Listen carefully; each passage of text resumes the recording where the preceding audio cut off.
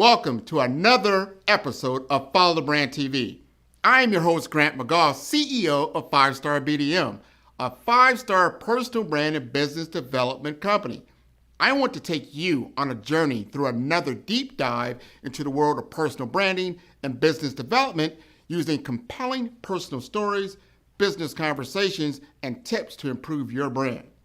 By listening to the Follow the Brand TV series, you will differentiate yourself from the competition and build trust with prospective clients and employers. You never get a second chance to make a first impression. Make it one that will set you apart, build confidence, and reflect who you are. Building your 5-star personal brand is a great way to improve your skills and knowledge. If you have any questions for me or any of my guests, please email me at grant.mcgaugh@5starbdm.com. Now, let's begin with our next episode on the Follow the Brand TV.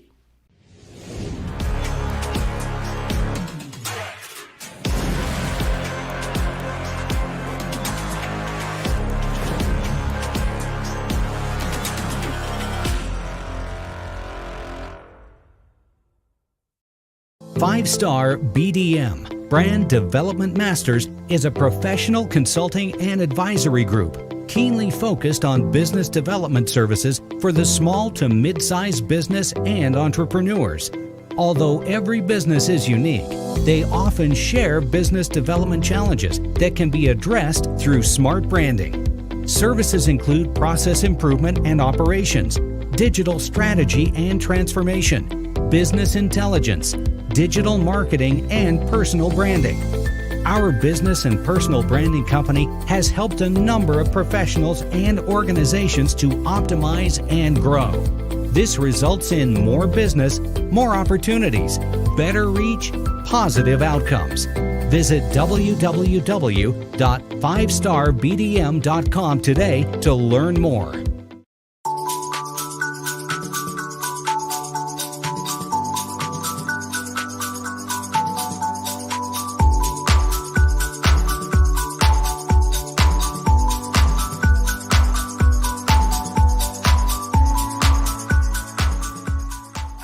Tend to operate more in the vein of what are we doing as an enterprise, as an organization around our goals and our strategy, taking that first and then looking more broadly across that stack to say, okay, where do we have gaps in the technologies that exist today?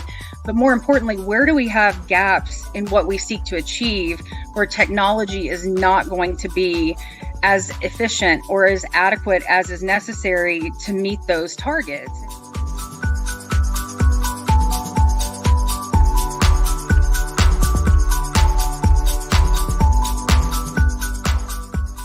So passionate about this space. And again, you know, I've had the great fortune to have had some wonderful mentors and leaders in my time that I've learned so very much from. And I really seek to do the same and to give that back.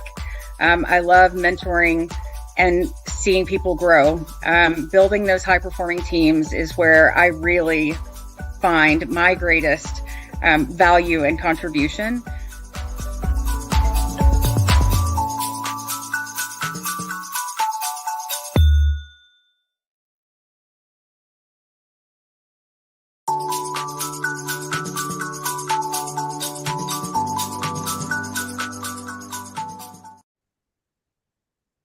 Welcome, everyone, to the Follow Brand Podcast. This is your host, Grant McGaugh, and we get an opportunity to speak with the industry leader in information technology for a number of years in a number of different platforms. She's got experience in retail and doing things at a very high level. She is very focused on digital transformation, and we are at this precipice right now where this is really taking off from a customer experience, a consumer experience, a patient experience. No matter what field that you are in, the experience is changing and the digital influence is certainly there. So now we're in 2024. We're going to have this conversation. We're going to talk about women in technology and where they will begin to to really grow and flourish in this field. We want to demystify some of these things when we talk about technology stack, or just get involved with technology and get the confidence we need in our younger generations to understand this is a platform that you really, truly need to understand better. So with all that said, Shawnna, you like to introduce yourself? Sure, thank you. So, Shawnna DelHierro, I have been in the technology arena, if you will, for the better part of 20 years now. Didn't start my career with an intent of being in technology, but had the good fortune of working with some organizations where technology was truly foundational to their success. And in turn, I got to be part of some very large implementations and some great learnings that really kind of led me to see where I could be very instrumental in leading business and leading enterprise strategy through technology. And so with that, I've worked for a number of healthcare companies and retail organizations. I've worked in supply chain, and really find that my passion is around how to drive for a best in class, not only customer or patient experience, but an associate experience as well. Let me ask you this. I always like to start off, some of these conversations, I call it the elephant in the room, or something that's most impactful, what's very, very top of mind. As yourself, with the experience that you have and what all that you've done, if you were to go to a certain organization and become their CIO, their CTO, their chief digital officer, what do you think they're going to be gaining from you in that role? Sure. I think what I bring that is probably a little bit refreshing is, the way that I don't operate in a traditional CIO or CTO type of mindset, if you will. I tend to operate more in the vein of what are we doing as an enterprise, as an organization around our goals and our strategy, taking that first and then looking more broadly across that stack to say, okay, where do we have gaps in the technologies that exist today? But more importantly, where do we have gaps in what we seek to achieve where technology is not going to be as efficient or as adequate as is necessary to meet those targets? And so as we look, we've got every day we have new technologies that are emerging. We have new solutions. We have some that are within the existing and the legacy technology stack that may be perfectly sufficient, but maybe are underutilized. And so I tend to look at a more broad level and try to go to the 30,000 foot view and then kind of drive back down versus starting maybe at the 10,000 and trying to work up. So my perspective is a bit different in that I've never coded. I'm not a developer. You don't want me to be. I can maybe hammer out a quick web page, but that's probably going to be the extent of it. My college age children would run circles around me. But what I do is I assemble really high performing teams, and I enable them to fail fast and to have quick successes and to be very transparent and work very cohesively. And with that, we deliver value to the organization quickly. So I think if I were to step into a new role, a new organization, that's where you would see that I would drive value and efficiency gains that maybe would be a little bit different than a traditional would do or deliver. I like that. When in my conversations with a number of different C-level executives throughout the U.S., whether they were in healthcare, whether in information technology, one thing that always comes to the top is called speed to market. And what you just talked about is the ability to bring that kind of efficiency and precision to enable a business to adapt to the changing landscape, the changing game. For me and you talked a little bit earlier, you're a sports fan, I'm a sports fan.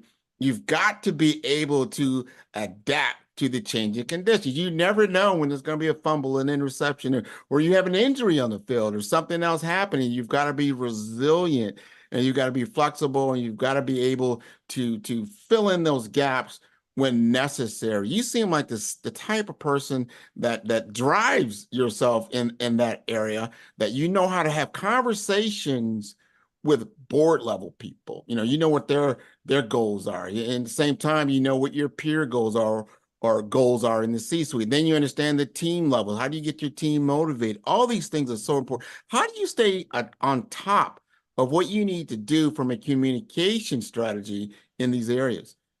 Yeah, I think that's it's challenging. I mean, especially when, we as leaders, we have these core things that we seek to accomplish daily. I seek to be present, to be available for my team, to seek to be available for my peers, my counterparts, and staying relevant, and being that forward looking CIO that is ready to take those calculated risks on new technologies or new solutions, being actively engaged. I mean, you've exhausted a 24-hour day very quickly in doing that. But I think where I look is, I understand that innovation, it often, it's going to involve that experimentation, and that not every initiative is going to succeed. But I try to be very much someone who is, while I'm passionate about the technology and about our ability to embrace that, I do actively seek out how those wins are available for us and be open to those new ideas. But I try to bring everyone the journey. Embracing innovation is something that's critical for everyone throughout the organization. Innovation isn't tied to technology. Innovation is, how do we reinvent ourselves? How do we look to be better and show up where our customer is? To your point, when we have to pivot because we have an injury on the field, or we have to pivot because the conditions have changed, weather has impacted us, weather is very much, it's not, I mean, we have macroeconomics, we have weather, we have all of these things that are going to drive the need for us to be agile and quickly adapt and shift. Technology affords us a lot of those things, but we can't be on the back end of it. We've got to be ready, and we've got to be present and understand why that is an element of our strategy. And so, to your point around talking with board members, I think that continuing education, that's one of our responsibilities as technologists. It changes every day. We can't expect that people throughout the business, I can't expect my CFO to, be, up to speed on all of the technology advancements that are happening. I expect that he's keeping up with everything that needs to be maintained well from a financial standpoint. We have to rely on each other for those things, but it's my job to keep him well informed and abreast of those that will help us to leapfrog out in front, will help us to be ready in the event that we need to make a quick change. I like that. I really like that. And I'm going to speak to something else I call, that's very obvious. You are a woman in technology. That means you are part of maybe 8% of all the Fortune 500 companies, not even talking about the Fortune 1000 and Fortune 5000, that don't necessarily have the same gender as you. It's like technology has been, averse when it comes to our female counterparts. However, in this world, because technology has become more and more and more of an enabler, more and more of an impact, we can no longer afford, as a human species, let's say, to cut off half of our labor force. We've got to bring in everyone into these platforms and understand how technology operates. But I still think there's some trepidation, there's a lack of confidence, there's like, well, I don't know mathematics, maybe like, coding or this or that. I think there's some misconception. Help us understand how you traversed your journey to get to the level that you are in. Yeah, I think for me, I didn't come a normal path forward. I didn't, come the journey of, this very traditional map of how, you go from A to B to C. Mine was a little bit more scattered and a little bit different. But what was consistent through all of that was my ability to collaborate, to form relationships, and to be a sponge. And I've had the great privilege to work around some amazing leaders. I've had the great privilege to work around numerous persons who took time and invested in me. I've had great mentors, and I've had the good fortune to listen effectively and recognize the characteristics and the traits of a leader that I want to carry with me, and recognize those that I don't. And so by leading by example, by being a good partner, by helping to collaborate effectively and build those strategic relationships with stakeholders, and truly be someone who seeks to understand. That's not something that I say to be cliche. I truly mean that, in that if I'm working on something that is about patient experience, I'm going to go be the patient. I'm also going to sit on the side of the doctor, but I'm also going to sit on the side of the person who is checking in said patient, or cashing out said patient? What does that experience look like? If I'm on the retail side, I'm going to be in the retail store. I'm going to stand, I'm going to watch, I'm going to, observe, I'm going to understand what actually is happening. So I think that coming from, a very kind of raw upbringing, if you will, a very common upbringing that helps me to want to be very empathetic, to understand exactly the mindset of those that we are having as a customer. So if that's an internal customer, external, as a service-driven organization, always recognizing that my role is only as good as the satisfaction of the customer by which I'm delivering my service to. And then being very much going back to your question or your point around the diversity aspect of it, it starts with one. There wasn't any point in time where, we flipped a switch and suddenly we had, a perfect balance of ethnicity or gender in any environment. It takes time to do that. We have to be very passionate, very committed around our efforts in STEM. What are we doing around our efforts for not just creating business resource groups because we want to say that we have 5 of them and we touch everyone that's important, but what does that mean to us as an organization, as a culture and an identity? It may mean that we don't know. It may very well be that we kind of throw our hand up and say, we don't know who we are as a culture yet, but that is a starting point as well. So the willingness to recognize that and say, we're going to go back to basics and we're going to talk about who our customer is, because who we are should reflect that. To be successful as an organization, it should balance. So if my customer is X demographic, if my customer is X of how they shop or how they consume, then my workforce should be something that mirrors that. And so that diversity has to be there. And that diversity is what will breed creativity and will drive us forward. But it takes a very concerted effort. And it's not about changing your mission statement to get there. It's about really driving that with passion and with purpose, and a recognition that it will not come overnight. It will take time. But if we're all committed and we're all aware and eyes wide open around how we want to get there, the opportunity is always present.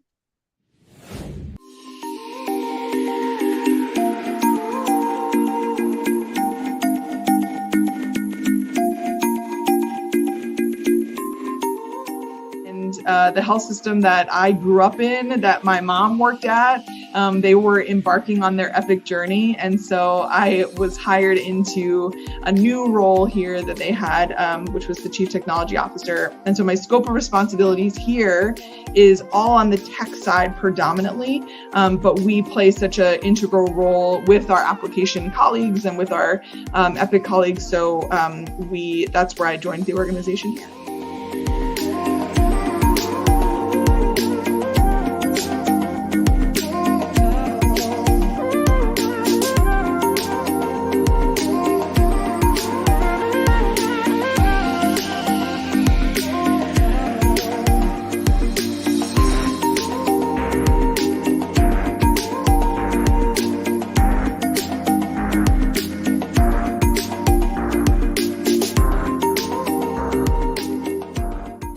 NCH healthcare system at the time where Hurricane Ian hit us directly, and us in the Fort Myers area. So in healthcare IT, we are driven by disaster recovery, right? Like we plan for it our whole careers. Like that's the first thing you learn about when you come into an IT organization is what's the disaster recovery plan. And typically, once you've been in the industry for some time, you are used to working through disaster.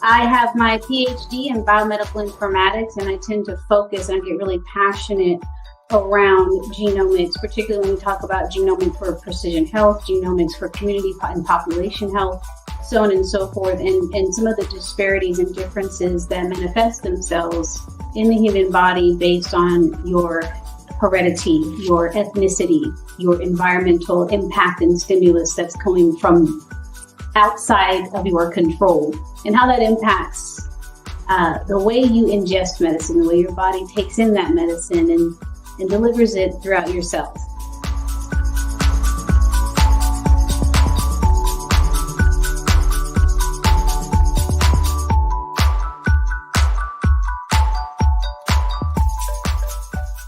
Even though the drug is the same, the dosage is the same, the age, weight, blood pressure, all of these other vital signs may be the same, but the drug may manifest itself differently between these two demographics, just simply based on the differences in their genetic history and their genomes.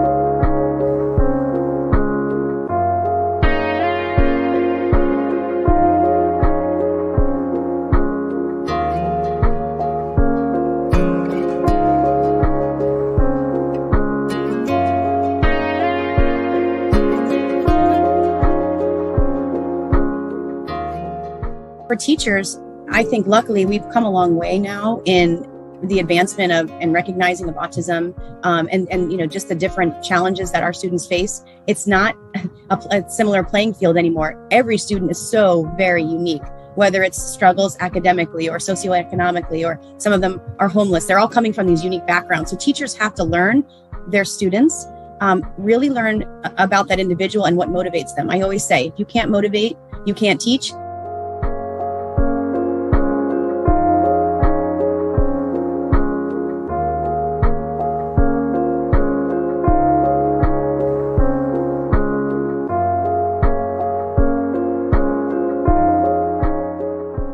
'So I think first and foremost, if families recognize that their loved one is not developing the way they may anticipate, and they feel that there is possibly a diagnosis there, to seek out doctors that can help and diagnose. It's important that you do have a diagnosis, and this is private. Your medical diagnosis is private. You don't have to share that with the school. You don't have to share it with family members. However, it's good because if you have that, private insurance can cover those costs. State Medicaids can cover those costs, right? Medicaid waivers. Without it, you're paying out of pocket. So I want them to know, like, even if you don't want to share that and it's not really your cultural norm to accept these diagnoses, get them so that you can get the support you need.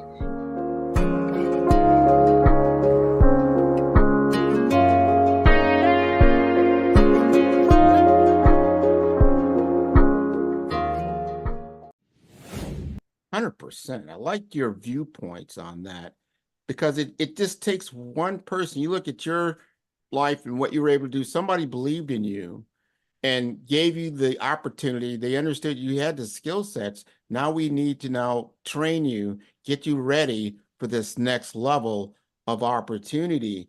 And so I would speak to my own audience. It's just, you can't solve the problem on a worldwide scale all by yourself. But take a look at your own organization, where you are impactful at, and take a look, do a real assessment of talent within your entire labor force and say, this person has a real big aptitude for this type of work, because work is changing.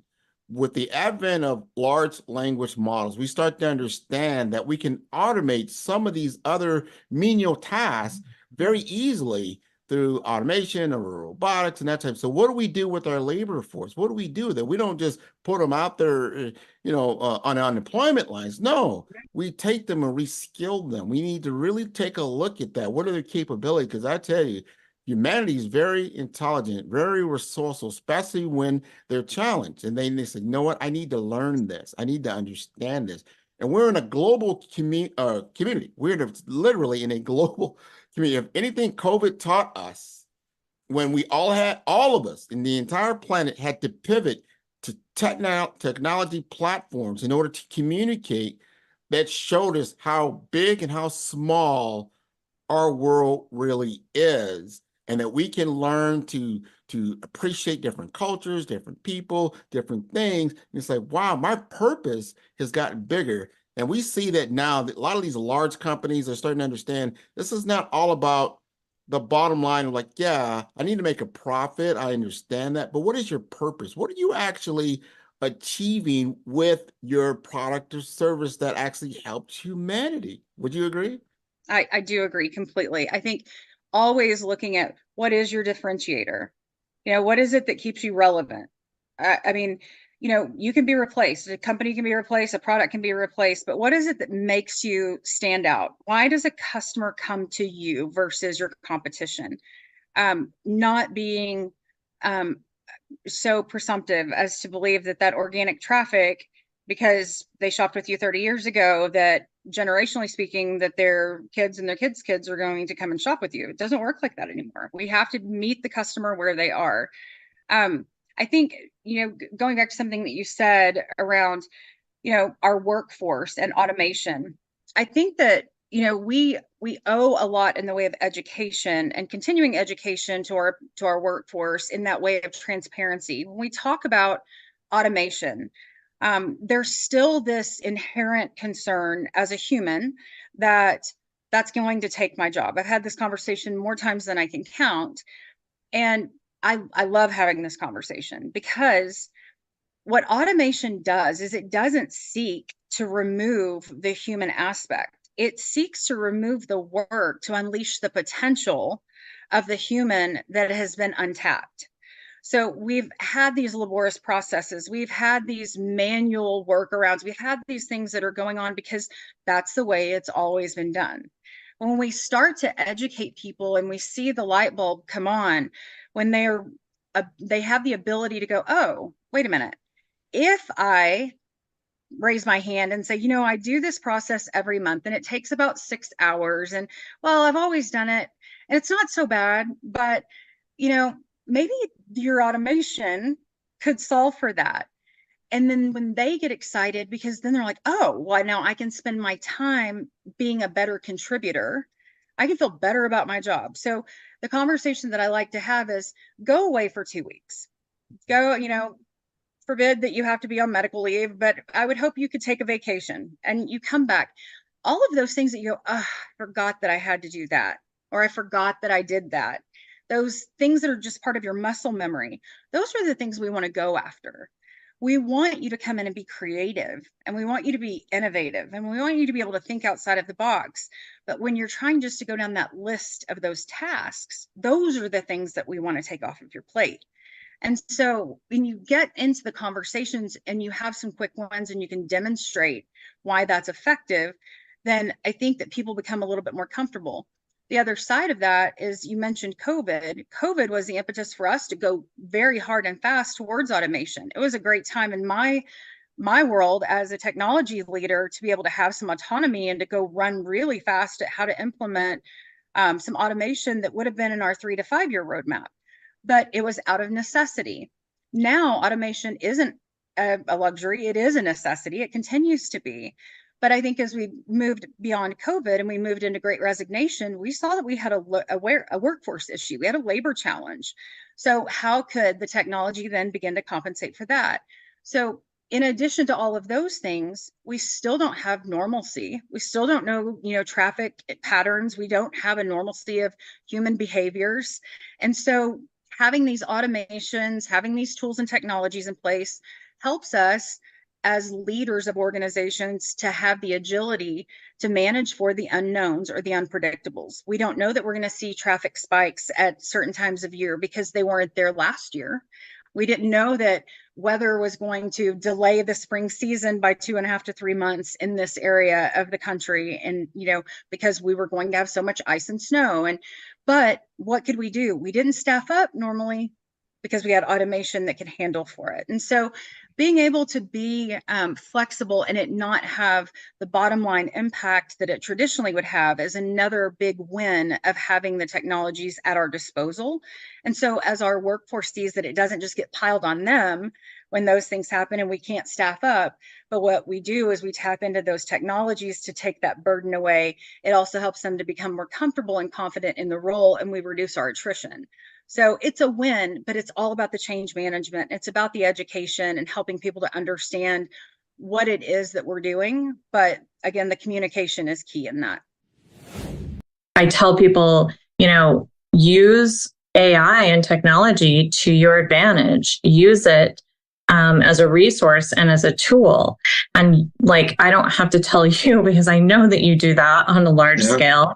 I know so many other entrepreneurs who are doing that on such a large scale right now, right? And they're feeling the benefits of using these tools in the right capacity in the right way. And so it's exciting, but some of the world gets a little bit of angst about it. And so I'm like, okay, let me just give you a brain hack right now.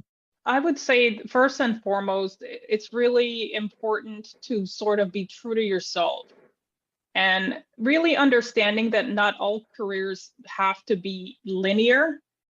And regardless of where you start, you see that as an entry point. So maybe your entry point is graphic design. And graphic design may eventually turn into more visual or experience design. It is visual design, but you can really look at all of these different experiences as not apart from the other. So basically, your entry point is just how you started, and then you want to sort of fill your total experience with different things that you're interested in. And if I can be one person in somebody's life that could give that feedback or ask that question or challenge a belief that is going to reimagine their way of thinking of their trajectory or what they want to do, then that's it. I feel I have an obligation to do that. I like that.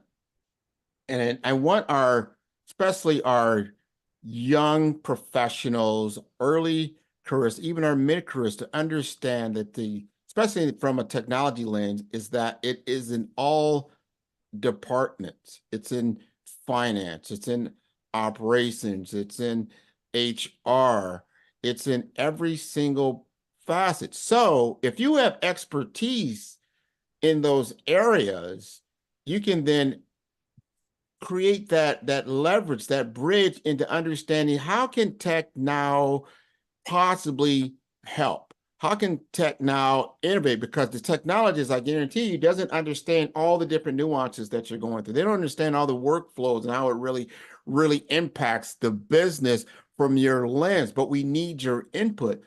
If you would help me, I want you to help me talk to the young professionals that are out there that are maybe tech averse, or maybe some of them might even be what I call digital natives, but they don't really use it in business, but they've been exposed to technologies from a social aspect, and then help them understand how they can really be a contributor to today's business model.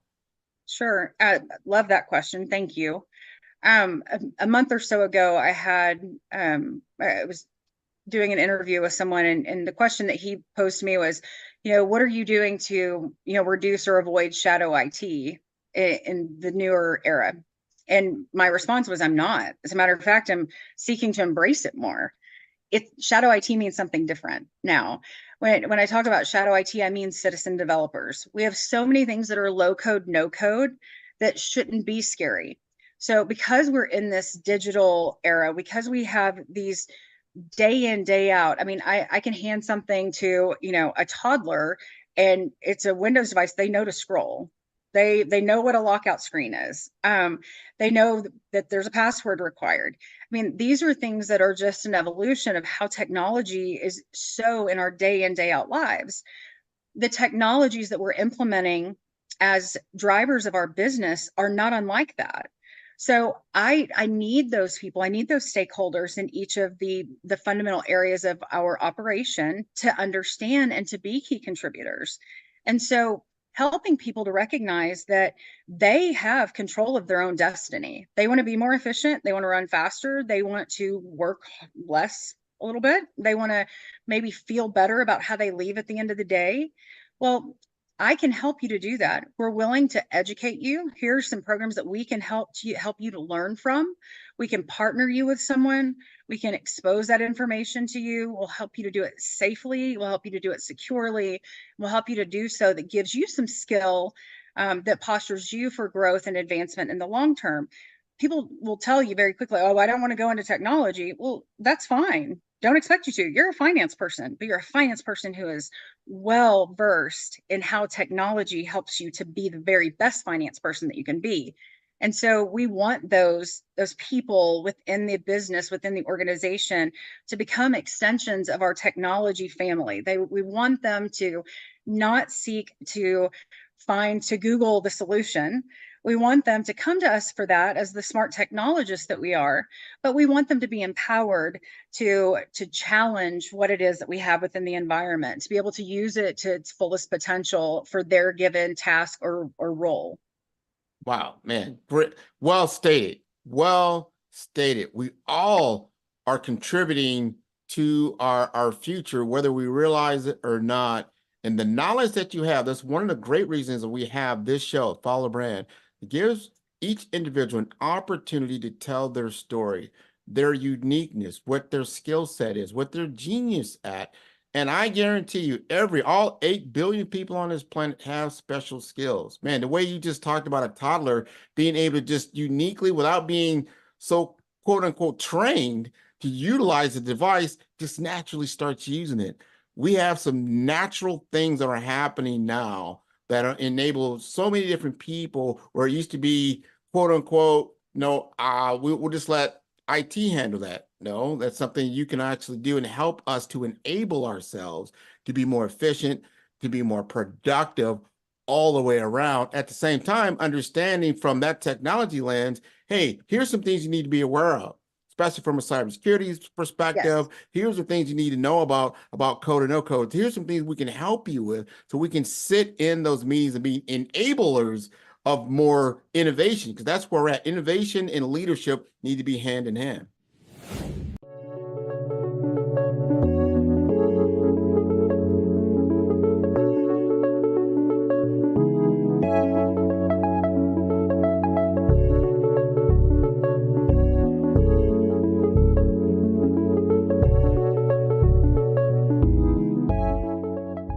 Passion has been around helping communities of color and historically underrepresented and underserved communities, minority, rural, veterans, persons who are differently abled, in the intersection of education, innovation, technology, industry, and let's throw some entrepreneurship in there just for fun.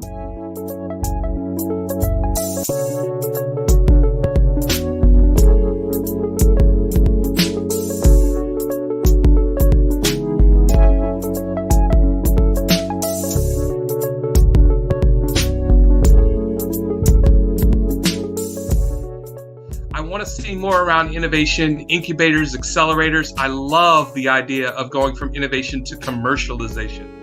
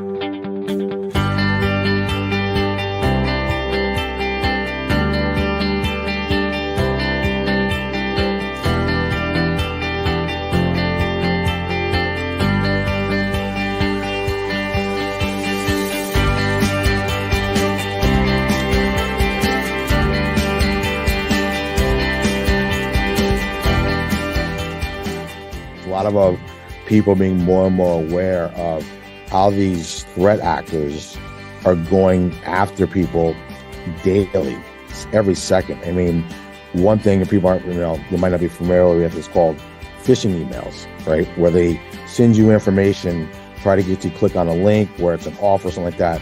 But 3.4 billion phishing emails are sent daily, right? Think about that.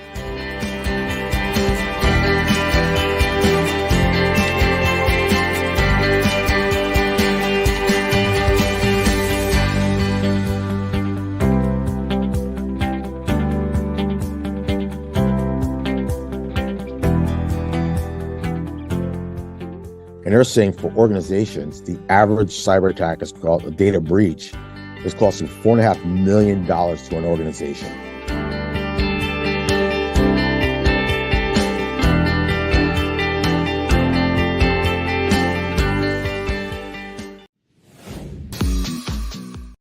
Yeah, and you took the words out of my mouth. That's exactly where I was going to go next, which the hazard, the cautionary tale is rarely, if ever, will you find someone who is operating with ill intent when they make a sizable mistake, when they click on something, they post something, they publish something. We get busy and we're moving swiftly. And so we own responsibility for every one of these tools that we are making accessible. So, which can be IoT, I mean, it can be ChatGPT, it can be any myriad of these solutions that we just think are so quickly, readily available, easy to use. Oh, I'll just look that up real quick, or I'll just publish this and see what someone else might come back with. We have to remember that as easy as it is to make that accessible and available, it is our responsibility to educate on the risks that come with that and the ownership and the accountability that also comes with it. We fall absent of doing that sometimes because it seems, oh, well, how bad could it be? Well, it can be quite bad. And I think we've seen some recent examples of that. And again, people operating with the best of intentions, but making some very sizable and significant mistakes and releasing, perhaps, some IP or some trade secret that really was never intended and not, again, not anything that anyone thought through. It was just a simple second long error in judgment. And so we need to be very, very diligent about the way that we educate people on what those boundaries are. We also need to set those boundaries effectively. If we set them too tight, people will find a way around them. We don't want that, but we also have to set those controls in place. And so that awareness as leaders in technology, leaders in cybersecurity, is ever paramount to what we do and delivering every day. All right. And so what you said, this is what my vision is, and I don't see it yet, but I see it happening in business. I remember when the internet first was, coming online and people were getting used to it, and you had a internet, which is public, it's everywhere, and you had an intranet, which is internal. Yes. In AI, it's kind of like all public, and people need to understand it. It's public. So whatever you input into it, not to say everybody can see it, but obviously it's public knowledge. So you have to understand what is really for public and what is private. I don't think, and I hope this will probably be a new business that's really coming out, is the private LLM, if you want to call it that, large language model, your private chat bot that you have internally that has a lot of data in it, but it's yours. It's your private environment. I see that as a thing that will be happening because knowledge is power. And one of the things that I'm going into 2024 with is a new change in mindset for me is that first there was information technology. Everybody understands what that is now. I'm going toward intelligent technology. That's the next wave, the intelligent technology. And then from there, we're going to insight technology, right?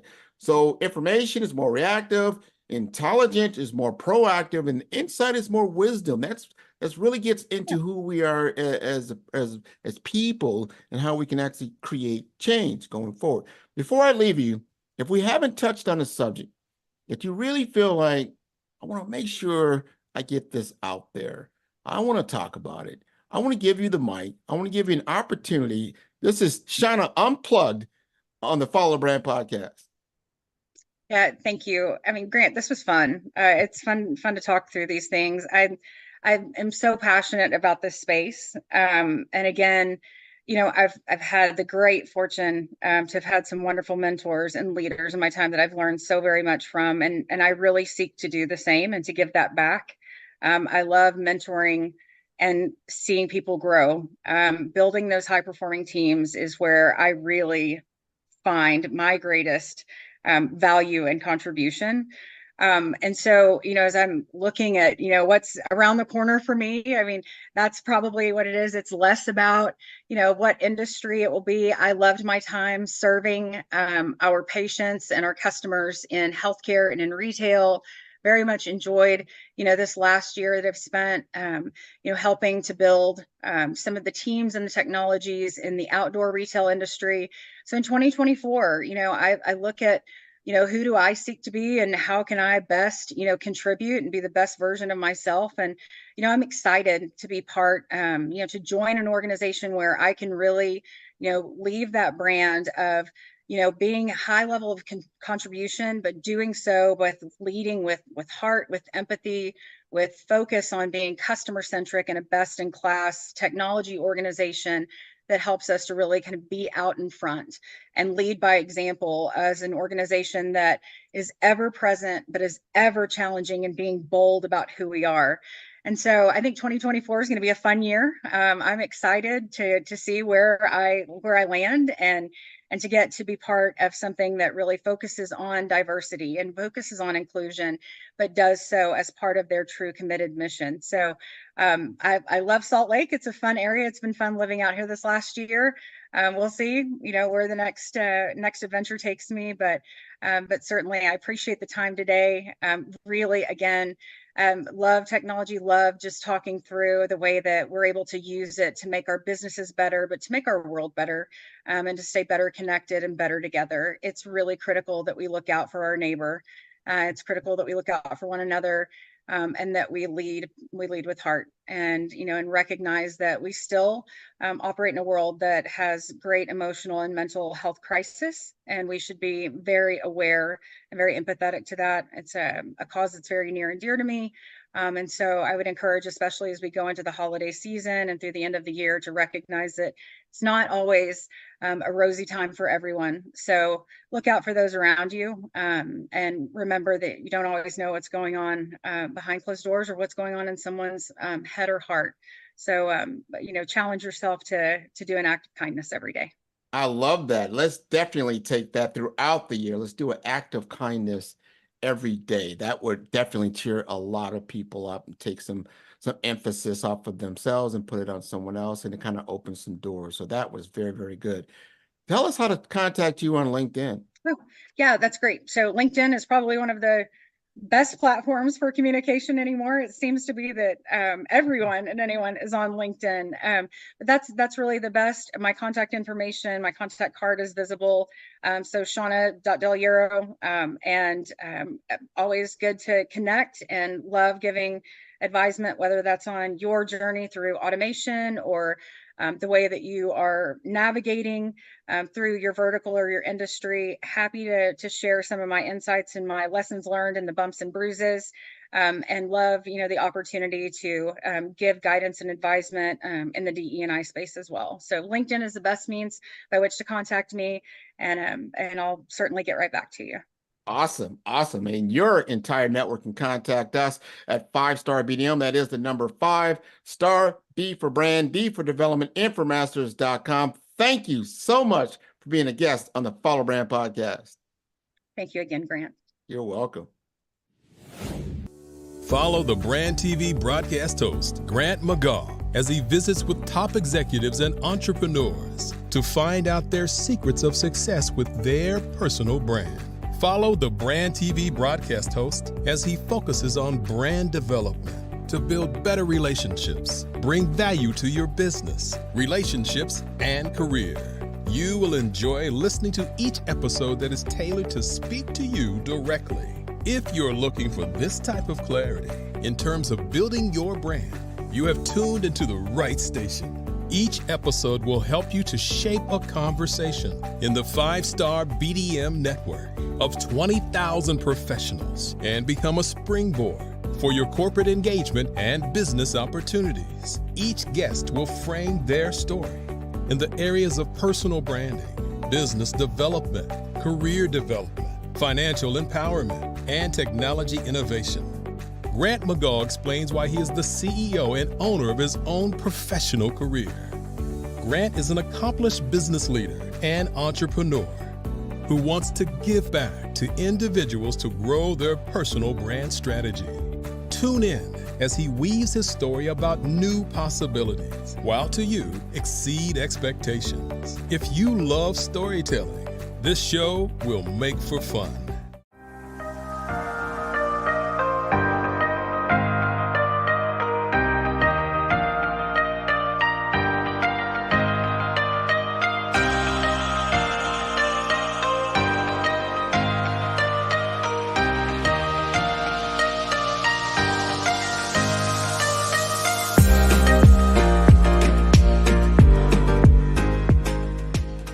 You have to do your work first. You have to research, you have to study, you have to take courses, you have to believe in yourself, and you really have to fight hard.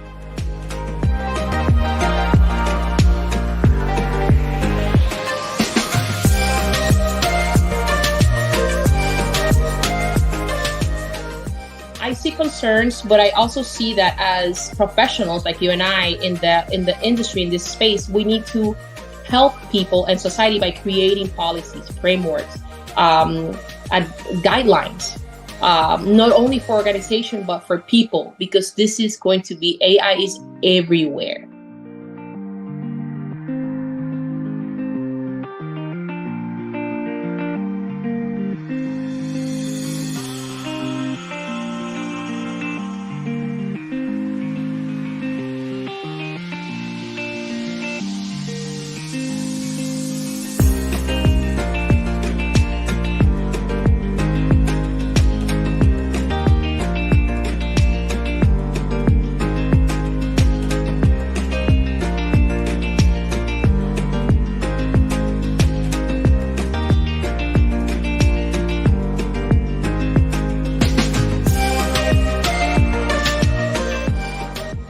Five-Star BDM, Brand Development Masters, is a professional consulting and advisory group keenly focused on business development services for the small to mid-sized business and entrepreneurs.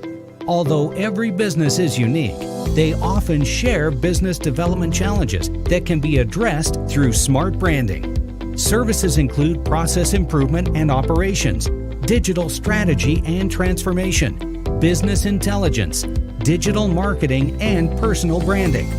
Our business and personal branding company has helped a number of professionals and organizations to optimize and grow. This results in more business, more opportunities, better reach, positive outcomes. Visit www.fivestarbdm.com today to learn more.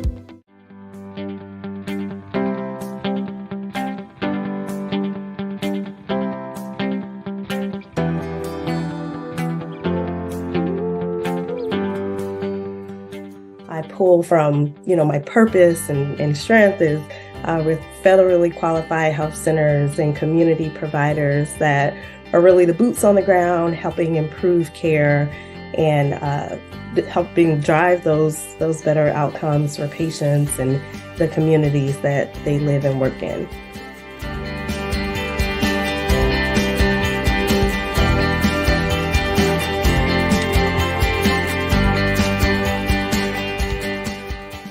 We're definitely in an exciting time. I think everybody says that because healthcare is always changing. But from a digital perspective and a technological adoption standpoint, there's a lot of movement in healthcare.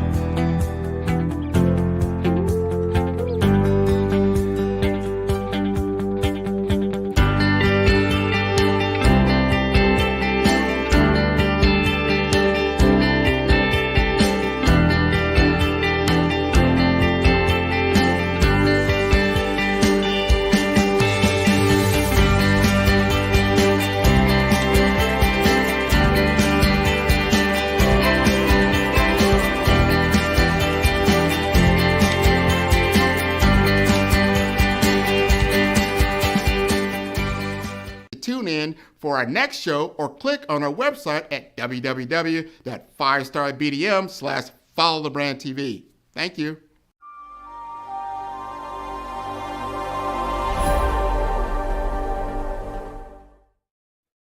Hey everyone, it's Grant McGaw, CEO of 5-Star BDM and host of the award-winning Follow the Brand podcast and TV series, where I help you to build a 5-star brand that people will follow. My genius is personal brand development through intelligent communication and helping you achieve your business and career goals. I am a requested speaker on digital technology and brand development issues. I want to work with you to increase the value of your current opportunities while attracting new ones. Every one of you is unique, and we all share challenges that can be addressed through smart branding.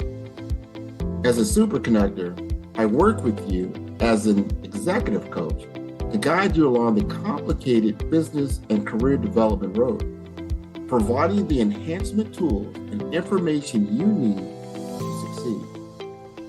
Together, I will help you succeed in today's challenging business climate. I will evaluate and measure your progress. Best of all, I am right alongside you every step of the way. Build the brand called you. Genius.